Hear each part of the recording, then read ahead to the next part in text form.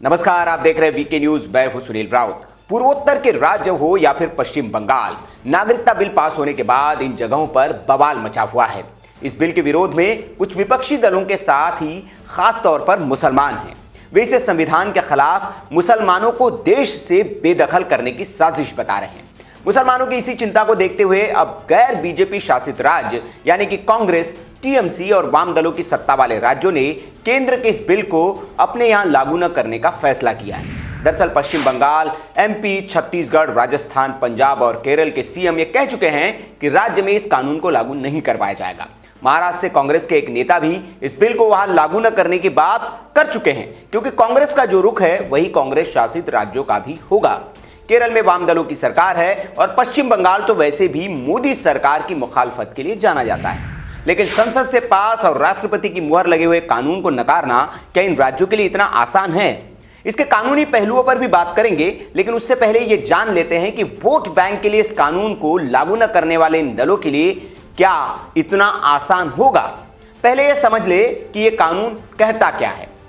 नागरिकता 2019 कानून के मुताबिक पाकिस्तान, अफगानिस्तान और बांग्लादेश से भारत में शरण लेकर आए गैर मुस्लिम शरणार्थियों जैसे कि हिंदू, सिख, जैन, बौद्ध, ईसाई और पारसियों को भारत की नागरिकता देने का प्रावधान है। यहां यह गौर करने वाली बात है कि यह बिल लोगों को नागरिकता देने वाला है, किसी की नागरिकता छीनने या देश से बेदखल करने वाला बिल नहीं है। इसलिए इसका विरोध करने वाले लोग या तो बेवजह डरे हैं या उनको भ्रमित किया जा रहा है।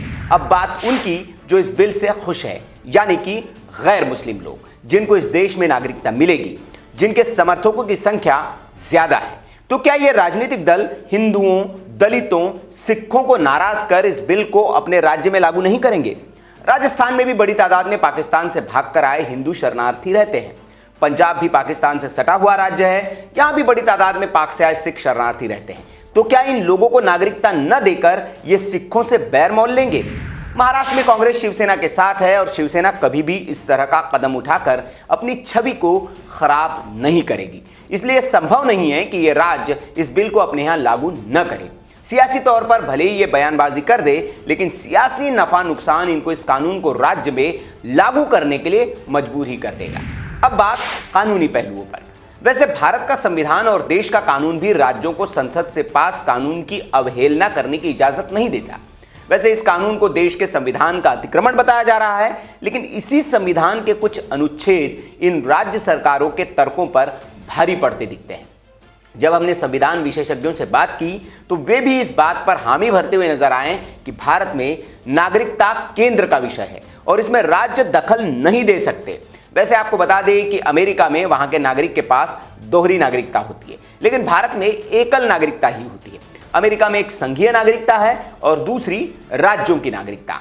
इसे ऐसे समझा जा सकता है कि अगर कोई अमेरिका में रहता है तो वहां देश के साथ ही एक राज्य का भी अलग से नागरिक होता है, लेकिन भारत में वो किसी भी राज्य में रहे उसके पास भारत की ही नागरिकता होती है।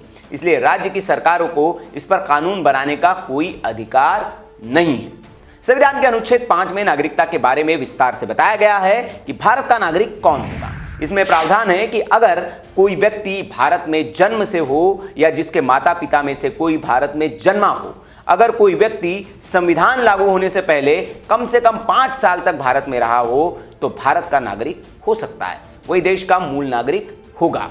इसके बाद आए हुए लोगों को भारत की नागरिकता के लिए आवेदन करना होता है और उसे नागरिकता देने और न देने का अधिकार सरकार के पास होता है। बात संविधान की करें तो संविधान का अनुच्छेद 11 संसद को यह अधिकार देता है कि संसद नागरिकता पर कानून बना सके। इस प्रावधान के मुताबिक संसद के पास यह अधिकार है कि वे नागरिकता को रेगुलेट कर सकती है, मतलब संसद तय कर सकती है कि किसको नागरिकता देनी है और किसको नहीं।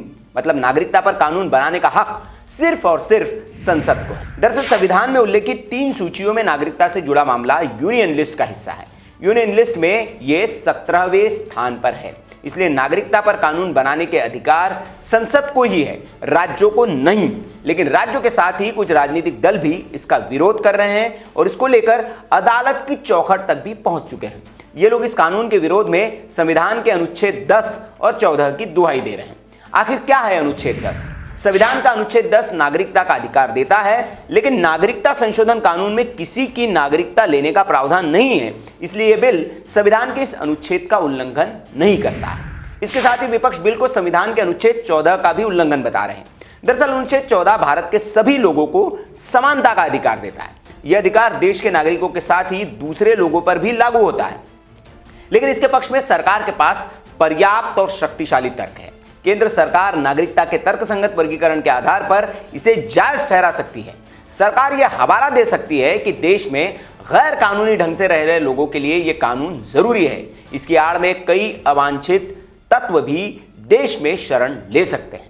मतलब कोर्ट में भी विपक्ष की दलील फीकी पड़ सकती है। यानी संविधान की नजर से ही देखें तो सरकार का यह कानून पूरी तरह से संवैधानिक है और इसको लेकर राज्यों का विरोध महज सियासी है, जो वक्त के साथ ठंडा हो जाएगा, जैसे कि धारा 370 के बाद हो गया था, क्योंकि इसको लेकर भी कई दल कोर्ट पहुंचे थे, लेकिन वहां उनको मुंह की खानी पड़ी थी।